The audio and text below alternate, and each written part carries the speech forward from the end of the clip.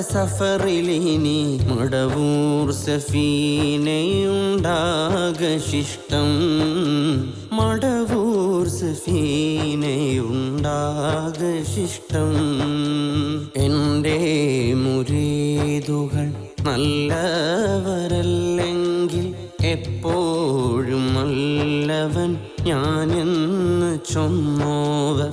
എൻ്റെ മുരീദുകൾ നരകത്തിലില്ലെന്ന് നരകത്തെ കാക്കും മലക്ക് പറഞ്ഞോവർ. മടവൂർ പിരാന്തനെന്നെ വിളിക്കുന്ന മനുജന്മാരോടെനിക്കേറെ ഇഷ്ടം.